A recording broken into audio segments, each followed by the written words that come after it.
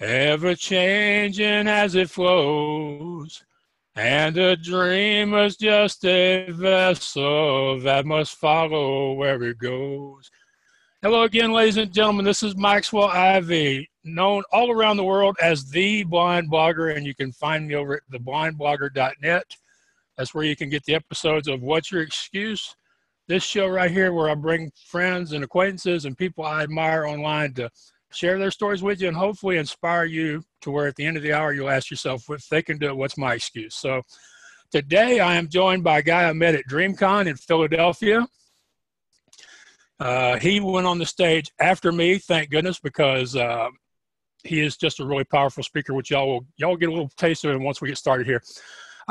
He is a motivational speaker. He's from Nigeria, Africa. He has a great story about how he came to the U.S. and how he has become and continues to become the person he is now. You can find him at azukazuke.com. I think he's up to his 7th or 8th motivational book by now, so you can find him on Amazon easily too. Hello, Azuka. How are you doing today? Hello, Max. I am doing excellent. Thank you so much for having me on your show today. I am very excited. I'm very excited too. You know, when I talk to you, regardless of where or when, I just feel this energy off of you, and I feel like I've been standing next to a waterfall or something. So I'm really glad that we were able to get this together. Awesome. Thank you. Right. So I have a tendency to run on, so I like to try to remind myself to get right to it. I would like you to start off by telling the people here a little bit about yourself, how you came to get here from Nigeria, and some of the steps along your path to where you are this powerful guy you are now. Yes. Hello, Max. Thank you so much for having me on this show. You are in North Carolina, right? No, I'm in Houston, Texas. You're in Houston, Texas. First of all, I want to send my support, my energy, my love to the people of Houston, Texas on the Hurricane Harvey, the disaster that happened there. And I'm very glad you are very safe. And I pray that every other person in Texas will be safe. And as we continue to, deal with this situation, this is a national disaster. It's a world and global disaster. And we are happy that we are getting to contain this situation. Once again, my love to the people of Texas. Well, yes, thank you.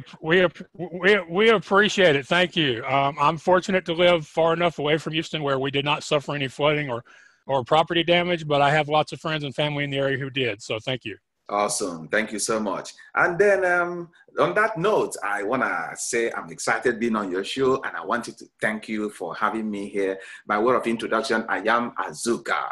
That's my name. I tell people I don't have a last name, Azuka. That's it. Because initially I used to introduce myself as Azuka Zuke with my good friend, who is a superintendent of school, Dr. Wise. He said to me, Azuka, that name is too long. Just select one name, and that's it. I said, why? Why should I select one name? He said, because for branding's sake, so you can stand out to do what you do, just like Oprah, Wendy, Barack, Obama, Steve, Max, Azuka, things like that. So by way of introduction, I'm Azuka. Azuka is a disciple of the movement for positive change and gratitude. I'm originally from Nigeria, West Africa. By the special grace of God, I am an American citizen. I am the author of 7 books on Amazon.com. I'm working on the 8th. With time, I'm going to tell our listeners the titles of my book. I'm also an international motivational speaker. I travel the world inspiring people, waking them up from their deep slumber so they can go out there and do something and recharge the internal batteries of people so they can live their dream at the maximum and highest capacity ever possible. That's what I do, Max. Yeah. I tell people all the time, one of the great things about doing a show is you can be a little selfish and you can have people on that you want to have on for reasons of your own. And like I said, I just enjoy being exposed to you. Why don't you tell a little bit more about exactly how you got here from Nigeria? What are some of the things you had to suffer through there and here in order to make it to the point you're at now? Awesome. As a person growing up in Nigeria, I had always had this dream of being in America. That was my dream. As a young child, I would always sing about America, I feel like I'm an American, I dress like Americans, I memorize all the 50 states of the United States, from Iowa to Nevada, Indiana to Nebraska, Montana to New Mexico. I had it in my head, I sang it like a poem. As a baby, my mom will always make a show or make a joke of me. You keep saying you want to go to America. Who will fight for you? How do you think you're going to make it? I said, Mama, I have faith in myself. I have faith in the power of the Almighty God, and He will make it happen. So I went to primary school, went to secondary school, which was very tough. You know, secondary school was one of the toughest things I've done in my life. In a place where teachers can whip you silly for getting the wrong answer to the question. It was pure discipline, nothing more, nothing less but discipline. But that didn't stop me from having that belief that I'm going to do very well in my life, pass my studies, pass my academic work. And then with time, I still believe that time when I was growing up that I would be in the US. Then I went on to the university, which was another tough hurdle, very, very tough hurdle.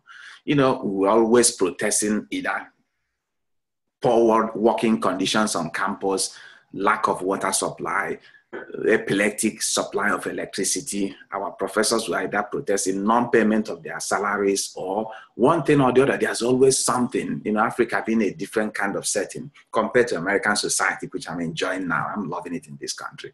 So I kept on having faith and hope that I would be in America. I worked so hard, and by the special grace of God, I graduated very well in high honors. But while I was in the university, I was nursing this ambition of coming to US, living in America, doing big things. I will watch Eddie Murphy show, Coming to America. That movie still inspires me till this day. I see American TVs, I see things on TV, I see the Statue of Liberty on TV. These are the things I read on newspapers and I see on TV, but I was always excited about this country called the United States. So I started believing it was possible. When they talk about the power of attraction, it works. I believe it works. It worked for me in Africa growing up. It worked to attract me to come to the United States. It's working for me in the United States. And I'm very, very, very excited. And I love it here. So I started magnetizing the American society to me. I sang the poem, The American States, as a poem. I believed it. I knew it was going to be possible. I started feeling it. At some point, when the feeling frequency got to the highest level, I knew it's going to happen. It was only a matter of time. Then I started looking for opportunities. I still remember growing up, my mom, my late mom, is in heaven. Thank you, Mom, for making me who I am today. Each time I speak on public, I ask the public, I ask my audience to please appreciate my mother and give her a big hand, because if she didn't make me, they won't have now Azuka right now in the United States to be inspiring and empowering them. My mom was my greatest inspiration. I went home and said to Mom, I remember you shared stories to me about people that, you know, grew up with you. Most of them are US now, some of them are in different parts of the world, some are still in Nigeria. Do me a favor, do me a favor. If any of those people visit Nigeria, call me. I was still in school. Of course, there was no opportunity to call. We didn't have cellular phones then. Cellular phones was something, you know, meant for the big boys and the glamour girls. So I said, find a way to reach me, travel to the university or send a letter. So she said, okay, I will do it. You and this your American dream. Let's see how it's going to happen. I'm not saying my mom was a Christian. She had faith in herself and she believed in the power of Almighty. But she never believed that I was telling her that I was going to go to America. She didn't see the possibilities, you know, which is fine. You know, sometimes we have these big dreams that we have. We know it's going to happen. But people beside us may not believe in that dream because they may not see it the way you see it. So that's why I tell people to hang around people who see in them what they are seeing in themselves at that particular time. Mom was great, but she didn't see it that time, but that's okay. So I continued to walk, to believe and hope it was possible to go to the United States. So I told her to look for opportunities. All these people that I have friends in US, if any of them visits home, let me know. I will come and speak to that person to seek an opportunity to go to the United States. And guess what? I went back to school. She gave me some money. She said, please, I don't have much money to give you anymore. The next time I want to see you here is a month's time. Max, in 1 week time, I got this feeling in me to go home. I didn't know what was pulling me. Sometimes the universe pulls you towards a certain area, but you may not understand it. I went home. Mom was like, why are you here? You just left a week ago. I said, Mom, I don't know how long you're going to be here. Something told me to just come home and visit you again. come on, is there anything wrong coming to visit you? I still got some money. Don't worry. I know you don't have money to give me, but I'm good. I'm good. She said, oh, now you are still here. That aunt visited from US. I never knew this woman. She was in the United States even before, I think even before I was born. I said, thank you. That's all I needed. She came to visit us. I said, I'm going to her house. I dressed up, looking good, feeling good. Took some cologne, sprayed on my body, feeling sharp with my swagger. Walked to the woman's house. I got you laughing there, Max. Yeah, I can picture it, man. You know, it's this looks like a movie to you, right? Even to me, I can picture a movie, making this into a movie, you know. Azuka comes to America. That's why I decided, maybe in the future, but it's gonna happen. The power of Azuka is so powerful. Anything is possible in the US. So to my story, I went to this lady's house, sat down. She said, congratulations, good to see you, welcome, how are you? Oh my God, I said, I'm so excited, you know, so where are you? I said, I'm fine, you know, she was trying to congratulate me for coming to visit her, you know, in those days, somebody visiting from US, oh my, it's a big show, you know. So I sat down, she gave me some good things from US, candies, you know, handkerchiefs, cookies, a little snack, and I was very excited. Then I said, my mother told me you visited and I just came to say hello to you. Is there a way you can bring me to America? I want to be in the United States. I've been dreaming about that country. I'm excited about US. I want to be in US to live my dream. She looked at my face and said to me, America is for people like you. She gave me her business card. The correspondence started. I went back home, then a few days later, I went back to school. With that touch of exchanging business card, that was all I needed.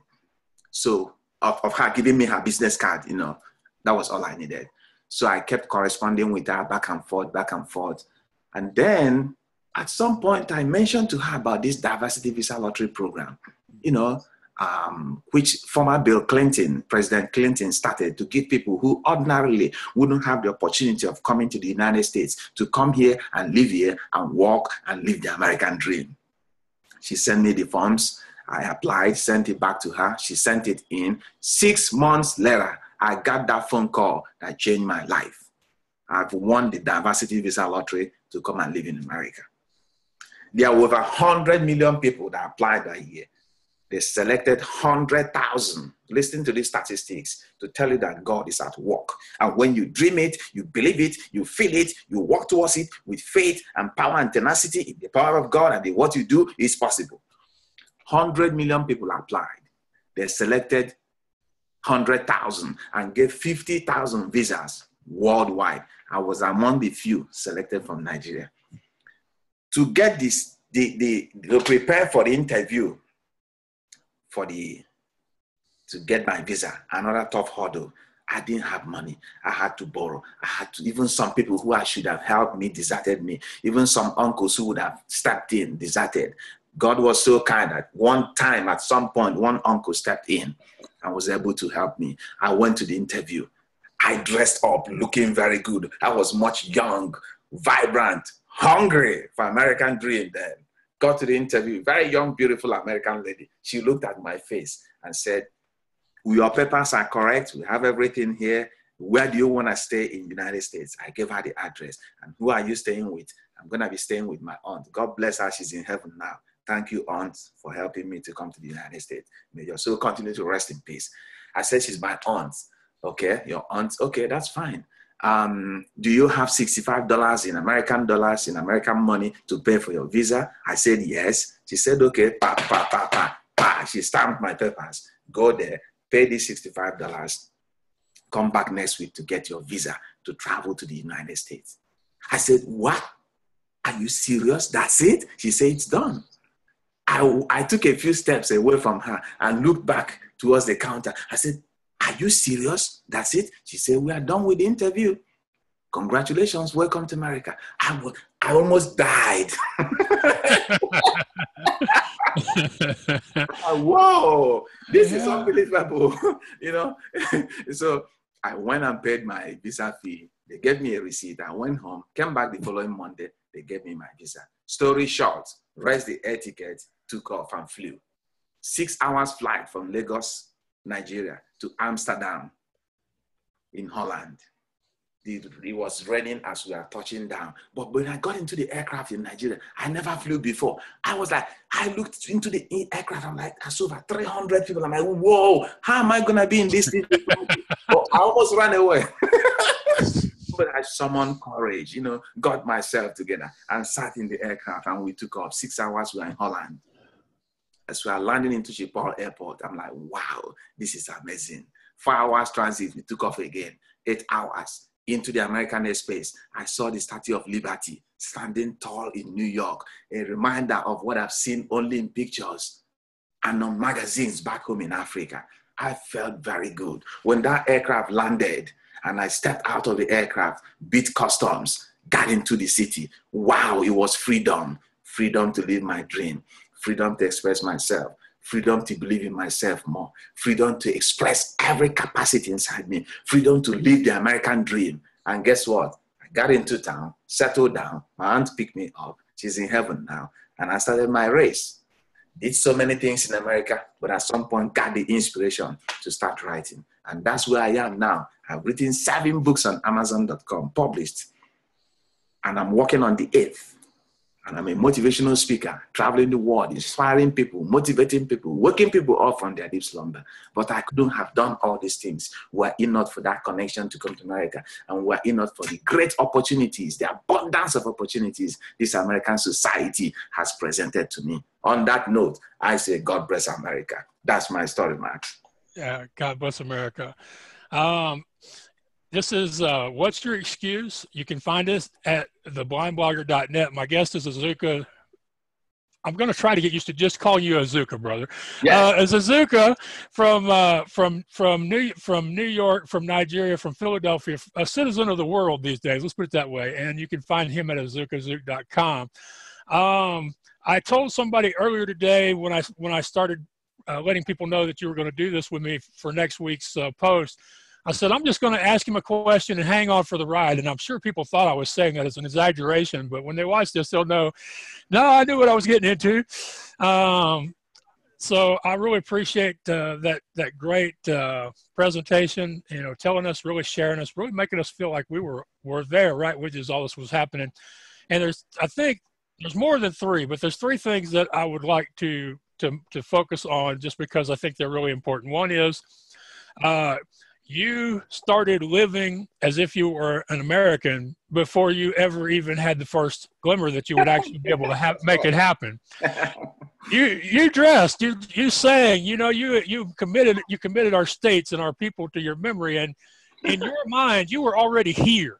Yes. So that's one. 2 is you were willing to ask, and you asked a lot of people and you made some big asks. Some of them were directly to people and some of them were to the God and the universe in the form of what we now call the law of attraction. And the 3rd thing is you just didn't give up. You continually find a way. You're always looking for an answer, a solution, a connection, some way to get to that next step on your journey. So those are the 3 things that I really took away from that. And if you would like to touch on any of those a little further, I'd appreciate it. Yes. I believe in the power of attraction. I believe in the attractive forces in the universe. I believe in the power of God. Yes, whatever you call it. So, like you said, I was practicing these things, dressing like Americans, speaking like them. There is power in our mindset. I think it was Napoleon Hill who said, "Whatever the mind can conceive, it can achieve." Then El Nightingale said it in a different form. Whatever we believe and we plant in our subconscious mind and nourish with repetition and emotion will one day become a reality. So those were the principles which I based my behavior on, my activities at that time, and kept working on it. And it really, really, really helped me to attract, the American society, the possibilities, the opportunities to me. And when I landed in America, I knew it was the power of attraction at work. And God also being on the other side was really, really helping me.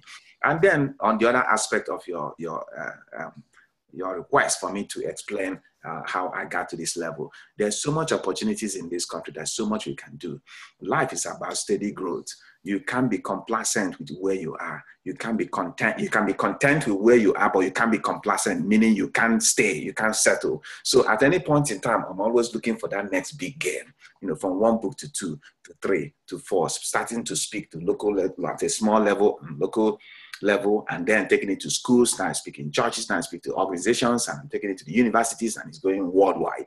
So in that sense, it's all about believing in yourself, walking your way through, and never, never, never, ever settling. And also another important factor is making the right connections. There's always good friends everywhere. In our life's journey, we can never do it alone. Nobody will tell you he did it alone. Nobody's a self-made man. People would have, in one word or the other, supported you, helped you, believed in you, or even said positive comments to inspire you, to motivate you to do whatever you are doing in life. So it's all about positive connections, believing in yourself, and always looking for that next big game. Right. Well, I appreciate you mentioning all the connections you've made, and the fact that there are always people around willing to help, because I know that you believe we don't do it by ourselves. I believe that I wouldn't be where I'm at without other people. But you know as well as I do, there are way too many, quote, gurus out there who are spreading this lie on the internet and in person, that you not only can do it all yourself, but if you're not doing it all by yourself, there's something wrong with you. And I think that's one of the most dangerous, hurtful myths that's out there, but it is out there, and there are lots of big names that continue to perpetuate it. That's right. I like to tell people, if somebody looks like they're doing it all by themselves, that means that you need to figure out where their curtain is so you can find the guys that are hiding behind him. That's right. So, so now you've written these books. You're going around speaking to various groups. I'd like you to mention what I consider is kind of unique about your presentations, because it's not something I've seen anybody else do or heard about anybody else doing before I get anybody thinking that I'm not really blind or something else. Who knows? Is you use the selfie. And I was wondering if you could tell people how you use the selfie in your talks, and maybe share an example of when you did it, because I know it's something you do all the time, and it's very powerful when you do it. Yes, as a person, I believe in uniqueness. Everybody's created with uniqueness. Everybody's created with an abundance of natural resources. Everybody's created with special gifts they came to life with. So my personality, my gift is right inside me. Yours is inside you. Everybody has it. So what I do is I harness the gifts inside me to create a program that is unique to the Azuka brand. And this Azuka brand is, I speak from my heart. I speak with my authority. I speak with that power deposited inside me by God. I speak with all my muscles, my legs, my face. People call me a showman. That's my uniqueness, and I'm not stopping. You don't have to copy me. You may not get it right. There are millions of speakers all over the world. They are doing it their own way. Tony Robbins, Les Brown, Barack Obama is a speaker. Joe Austin is a spiritual speaker. You might talk of what's the big guy, Eric Thomas, and so many others, and Azuka. So I do mine with my uniqueness. And also, in order to create that uniqueness or to take it to a new level, I became a selfie author. In other words, I use selfie to promote unity, oneness, peace, make people feel good again about life, and put smiles and excitement on people's faces. We live in a world infested with so much negativity now, entertainment-driven society. The world economy is kind of chaotic, it's kind of troublesome. People are squeezing and trying to get by. So I find that most people don't even smile or laugh anymore.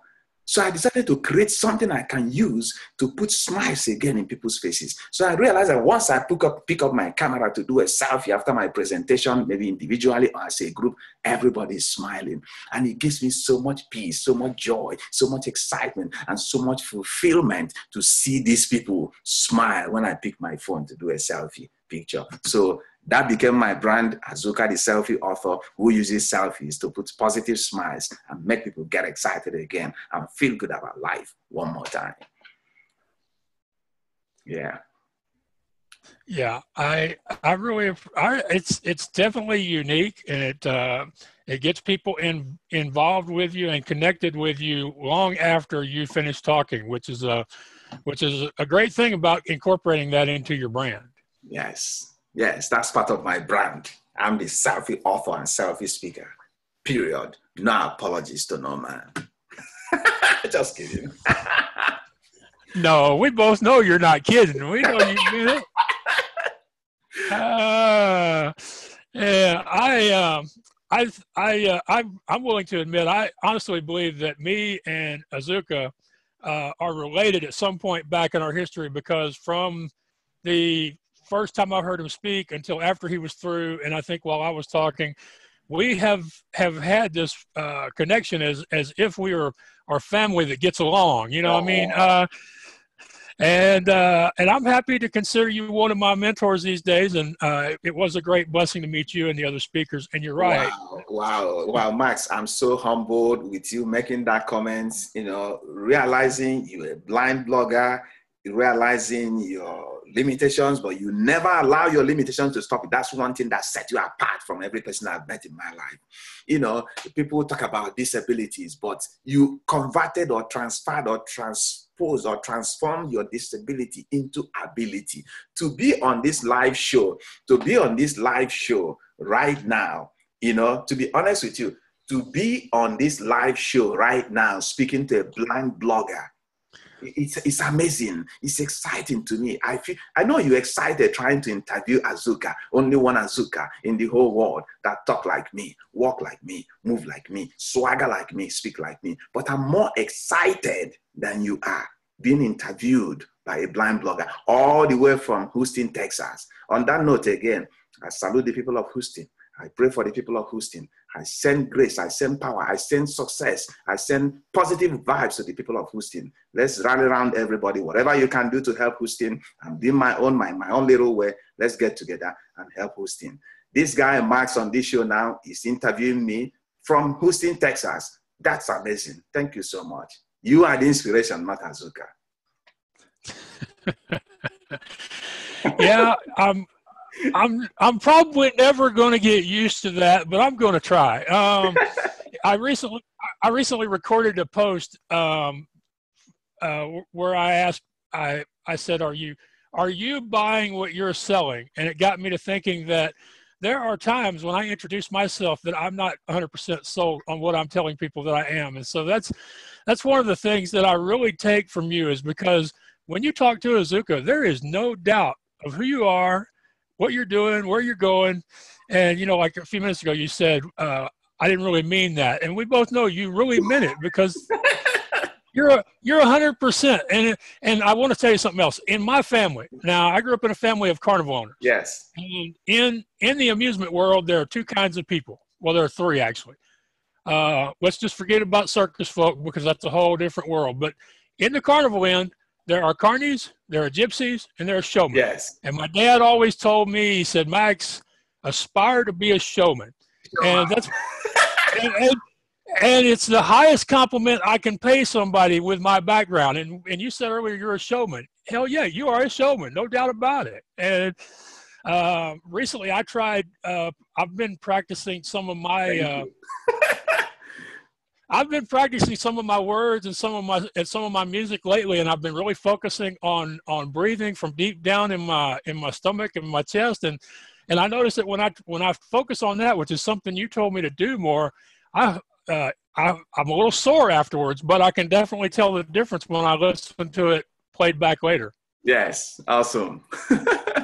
Yeah, awesome. Yeah. So, Azuka, if you know, for those of y'all, if y'all get an opportunity to see him in person, you definitely need to go. If I know he's on YouTube, because I was listening to a couple of your videos earlier, so he'd be a good guy to subscribe to on YouTube. Yes. And tell everybody about the new book that's going to be coming out soon, or if it isn't already out. Awesome. My new book, that's my 8th self-development book, is titled "You Have Greatness in You." How students can discover it. It's targeting students, middle school, high school, university, anybody that call themselves students, even for adults. This book was created out of the passion to help people discover the greatness inside them. Every living person on this earth is a sleeping giant. There's a sleeping giant inside everyone. So that book is crafted and structured in such a way that it will wake up the sleeping giant in people to make them feel that greatness inside them, ignite it, harness it, and put it out there to the world, to be able to do great things, to be able to live a life of contribution, to be able to leave a legacy so that the younger generation coming behind us can gain something from that. It's loaded with power, it's loaded with integrity, it's loaded with positive vibes and energy that will blow your mind away when it's published. Once again, the title is You Have Greatness in You, How Students Can Discover It. And most of the things I discuss in that book are the things I did on myself to discover myself to get to this level. I'm very ready. I can't wait for this book to be out. It's likely publishing in the fall, late fall, because my team of cover designers are trying to get the cover together. It's a lot of work to get the book cover together. But the interior design is set, from my publishers, and I can't wait for the cover to be out. So this book can be out there to change people's lives. Well, I have done the self-publishing. I haven't connected with a publisher yet, but I know that there is a lot of work that goes into getting everything just right, and the cover is even more difficult because you've got to find something that not only tells what the book is about, but something that will grab people's visual attention when they're surfing online or when they're walking in a bookstore. So very difficult, and I don't wish that on anybody. I actually have real I'm a real challenge when it comes to book covers, because the people that I work with, they have no way of really communicating the images to me. So, they have to, we have to try to come up with something, but it's really difficult, I'm told, to work with somebody who can't give direct feedback as to whether they like or hate what the designer has come up with. Are you an easy critic or a hard critic when you're working with these designers on your cover or the layout of your book? Yeah, I go all out. I make sure the design is complete. I make sure the design is strong. I make sure the design is attractive so people can see it. I'm very thorough. Remember, this is a book that's going worldwide, reaching billions of people. I don't talk about millions, I'm talking about billions. I'm a big dreamer, So I want a book that people will see the cover and they feel excited. They will see the cover, they will love it. They will see the cover, they feel good, But seeing the cover alone will get you attracted to buying the book, and then getting the knowledge inside the book. So I go all hard on my, on my cover designs to make sure I bring out the best creative work ever possible. Right. And do your covers, do they emulate each other? Are they similar, or has each book got its own personality with its own cover? To some extent, most of my covers has a little similarities because it's all about branding, like we discussed earlier in this show. They're not basically the same color, but they have similarities so that when you see my book cover, this must be Azuka's book. I have somebody talk to me a few weeks ago. He said, Azuka, notice all your books have almost close to the same color. I say, yes, but they're not the same, but they look alike. That way people can easily detect my books, on, just on impulse like that. Yeah. Right. Yeah. The book that I'm working on, which is taking much longer than I thought it was going to, it's the image won't be real similar to my first book, but it'll be black and white and gray. So there'll be kind of a tie-in to the first book, because I know you've seen the first book, and the black and the gray and the white, considering that I have this thing about leading people out of the darkness. Yes, those colors seem to work. What colors do you generally use on your book? To be honest with you, I'm not going to tell you I use red, I use blue or orange. I use a mixture of different colors. For instance, The Power to Excel is my first book. It has a mixture of red, dark red, with burgundy-like color. The Live Your Dream has a mixture of yellow with another dark red with orange color. The 9 Power Principles for Change has orange color with a little yellow, and the Positive Change, orange color, dark red, and a mixture of white, and the other two, the Success Script for Teens and Young Adults, the Winner's Mindset, and the one I'm currently working on. They will mimic similar colors, but not exactly the same. So I use a variety of different colors. Right. Now let's go back to The Path. That was your first book. Can you tell people what you were thinking and feeling when you were going through the process of writing that first book and getting it published? Writing my first book, I could see people reading my books and feeling great. Because I write from inspiration. Believe it or not, Max, my first book, my first series of 3 books, I wrote them at night, between the hours of 2 a.m. and 5 a.m. when people are still sleeping. So that's the time people are sleeping. Everywhere is quiet. The road is calm. You can barely hear any noise outside. I could hear a pin drop. So I wrote my books from inspiration, and as I write, I could feel this energy. I could feel this power inside me. I could feel this excitement that people will read this book. They want to recommend it to others. They will read this book and they will be waking up from their slumber and start doing things. And exactly that's what's happening with my books. People will read my book and say they can't put it down. I'm not trying to blow my trumpet. I'm just excited that I could create something. I wasn't trying to create a literary object. I was trying to create something that people could read, to touch their heart, to be able to reach the innermost part of their heart, to touch them, to make them feel good, to make them feel that if Azuka can do this, I can also do something. So there's that touch of excitement, there's that touch of inner power, there's that touch of inspiration and feeling, an emotional feeling that I inject into my books when I write. And I'm so excited I could see and feel that when people talk to me about my books. Yeah. Okay, now I got to ask this question because I've run into it myself a couple of times before, and that is, has there ever been a time when Azuka felt fear? Because you are definitely a positive, optimistic, powerful person, but there are going to be people who listen to this interview and they're going to be going, that guy is so much better than I'll ever be, and he's never been afraid of nothing. So I have to at least ask you, has there been a time you were afraid, and how did you deal with it? Max, if anybody tells you they've never been afraid, they're lying. Fear is a natural phenomenon. We are created to be human beings, and we are created to feel fear at some point in our lives, several times in our life. But I felt fear in my life, writing and doing what I do. But guess what? The person who is tough is not that person who... The person who is tough is that person who feels fear and still goes ahead to do what he has to do. So I felt fear writing, but I told myself the fear is there. Sometimes fear is just an imaginary thing we're developing in our brain. So in essence, it's nothing. You can't pinpoint fear. Like, this is a pen, this is a book, this is a computer, this is a phone. So anything I cannot pinpoint doesn't exist in my life.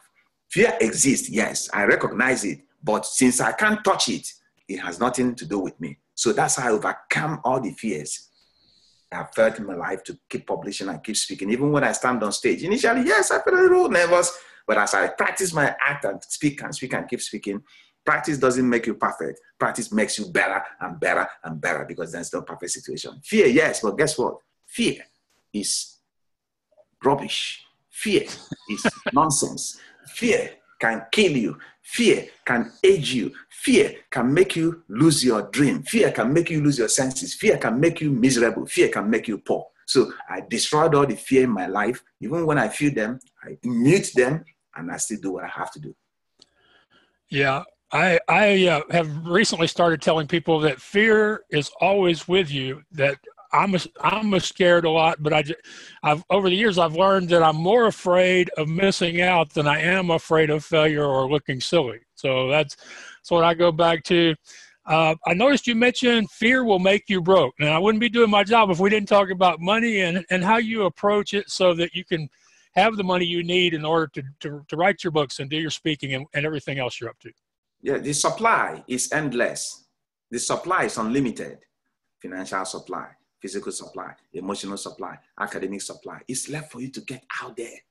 You got to plug your plug. You got to plug your pins in the right places. You got to keep going. You got to stay determined. You're going to stay focused. You're going to get out there and reach out and meet people. You're going to get out there and do your stuff with passion in what you do. That way, you keep generating funds. I sell my books everywhere. I sell in schools. When I'm invited to speak in school, I sell in churches. When I go to speak, I sell on the tracks. When I go to run, I'm running. I'm talking to people. People connect with me. What do you do?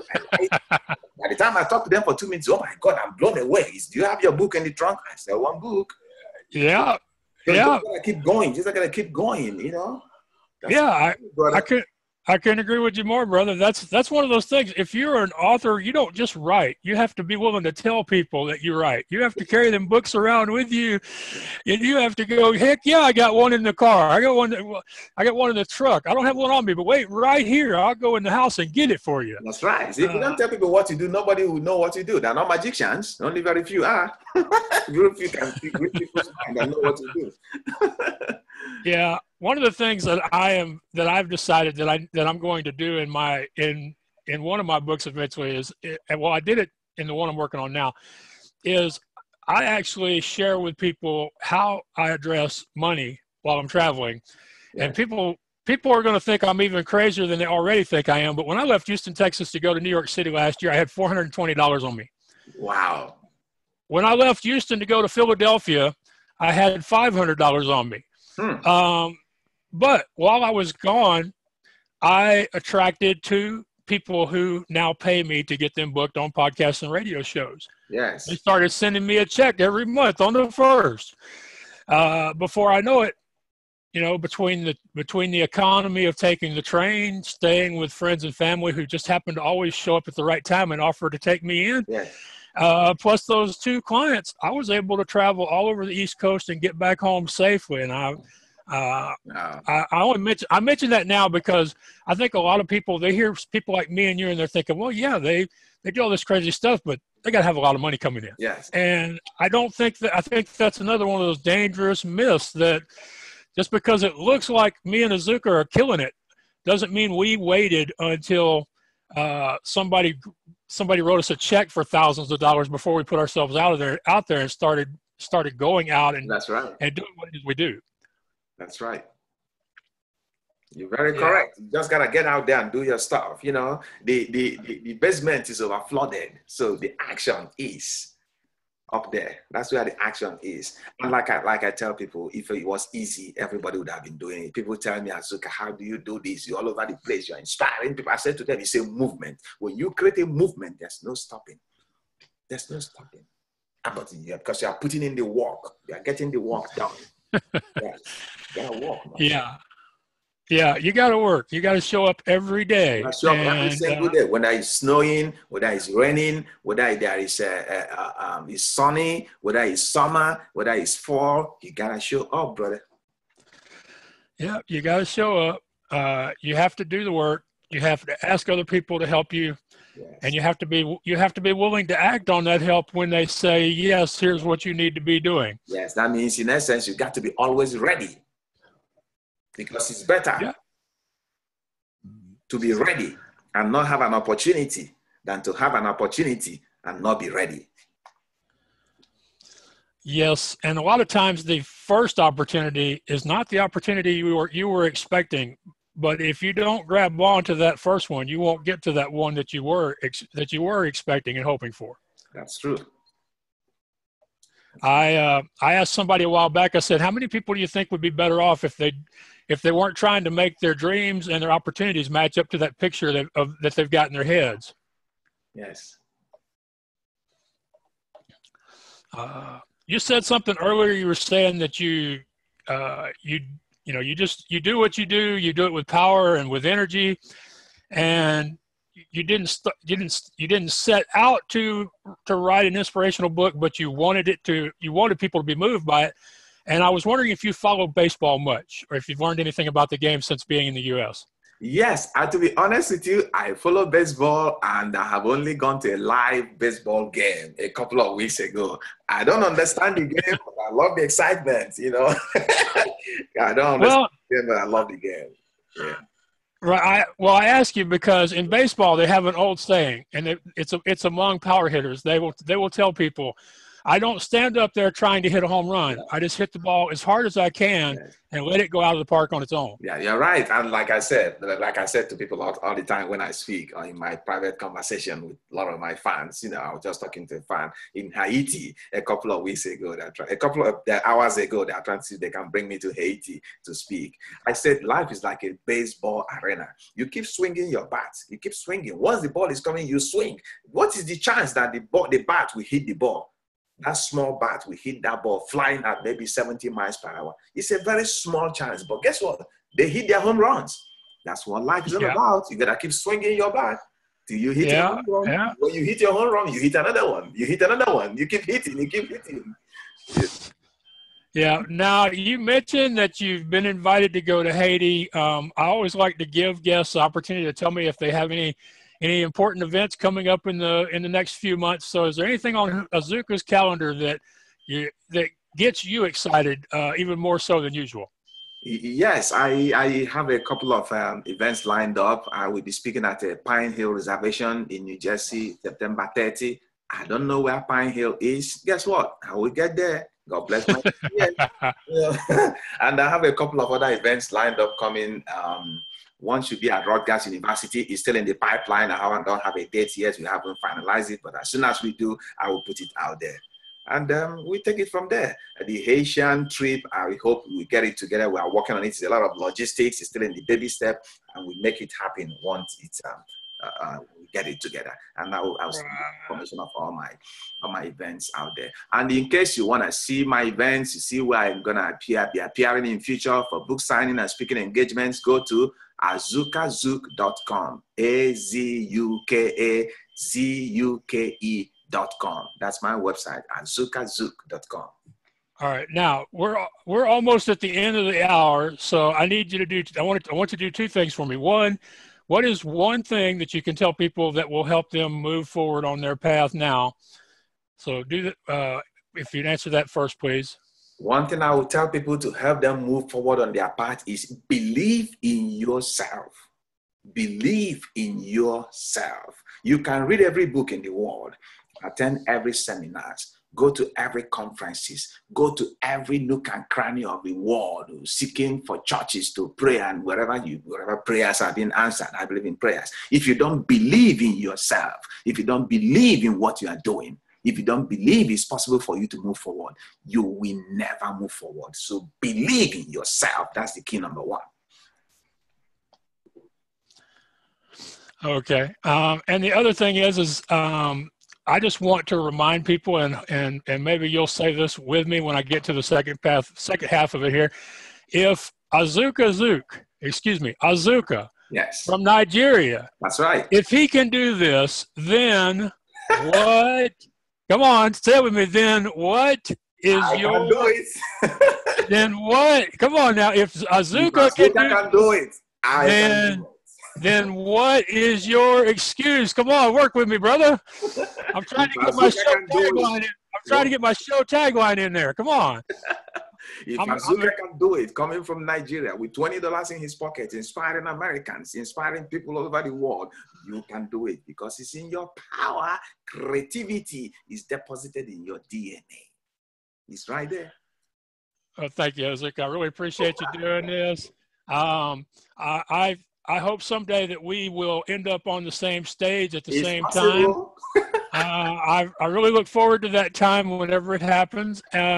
And I'm blessed to have you in my life as an online brother and mentor and teacher, and somebody who reminds me that I can always do more. I appreciate that.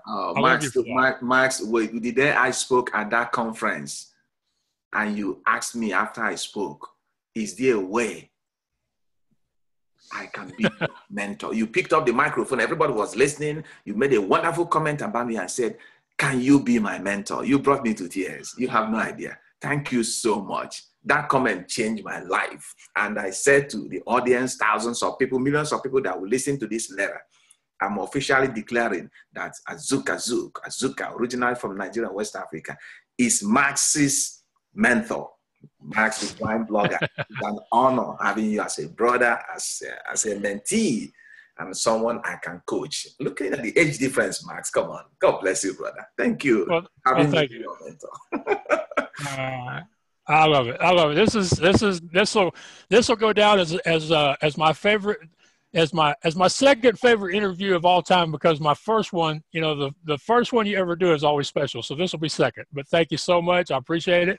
Thank you. And hang on just a minute. I'm going to press pause, and then I'm going to let you go, and then I'll wrap up with some comments. Okay. That has been an amazing, powerful, inspiring, motivating, crazy interview. And I tell you, if I'm really blessed, I'll have at least one of these every week. I can't tell Azuka how much I appreciate having him in my life and having him on my show. It's a very big deal. And I encourage you, this is one of the things that he reminded me of. There are mentors, friends, people who will encourage and support and help you on the internet, in person. You never know where you're going to run into them. You have to be open to finding them. You have to be looking for them, listening for them. Keep your nose in the air and try to recognize that amazing person when they come into your life, even if they don't look like the person you were expecting. I told somebody recently, sometimes that mentor can be a garbage man, a teacher, a policeman, a firefighter. And here lately in Houston during this flood, we have had so many examples of people teaching us through their example, through their willingness to help their neighbor without any thought for themselves. So bring these people into your life. Look for them. Find them. Surround yourself with people who will uplift you, who will encourage you when you're feeling down, who will suggest ideas to you when you're stuck, wondering where that next stone in the path might be. That's one thing I learned from Azuka, or was reminded of. Another thing is, find a way to be positive. I mean, he has such energy, and that comes from practice, but it also comes from a decision to be positive and optimistic and outgoing. And like many people have said, you can't be successful if you don't show up. So you have to show up every day. Take those small actions, those small steps. And to borrow from a friend of mine, Alex Akorji, she once told me that a lot of people can figure out adding something to their lives, doing something extra that they weren't already doing. She said really smart people remove stuff from their lives. They find things they're doing that aren't benefiting them, and they take them out. They get rid of them. They avoid those negative friends. They get away from activities that aren't bringing their spirit, their energy, their motivation, their personal energy up. I'm not saying to give up things that make you happy or that bring you joy, but I'm talking about things that you know in your heart aren't serving you, that are draining your energy, that you feel upset, angry, even a little, I don't know, a little dirty afterwards. I'm not talking about things that are offensive. I'm just saying there are things that we do every day that we don't want to, that we have to. There's a famous saying, I do what I have to so I can do what I want to. But there are things in every one of our lives that we could take and stop doing. And we could spend that time, that energy, that focus on something that will move us forward. So those are some of the things I learned from Azuka. I appreciate y'all watching, listening to another episode of What's Your Excuse? Like I said, if me and Azuka and the other people that have come on this show can do it, then really, what is your excuse? You can find out more at theblindblogger.net, theblindblogger.net. You can also purchase my books over there, Leading You Out of the Darkness into the Light, A Blind Man's Inspirational Guide to Success. It's not the cookie, it's the bag, an easy-to-follow guide to weight loss success. And coming soon, The Blind Blogger's New York City Adventure and How You, Too, Can Chase Your Dreams. It's going to be a great book. It's a heck of a story, and that's, I know people are going to think I've started to get an ego, but I have had parts of it read by people I trust, and they tell me that y'all are really going to love this book. So I'm looking forward to that. You can find me again at theblindblogger.net. I appreciate your time, your support, your love, your continued faith in me. Until next time, thank you, God bless you, and take care out there. This is Max Ivy, the Blind Blogger. Too many times we stand aside and let the waters slip away, till what we've put off to tomorrow has finally come today. So don't stand upon the shoreline and say you're satisfied. Choose to chance the rapids and dare to dance the tide. And I will sail my vessel till the river runs dry. Like a bird upon the wind, these waters are my sky. I'll never reach my destination if I never try. So I will sail my vessel till the river runs dry, till the river runs dry.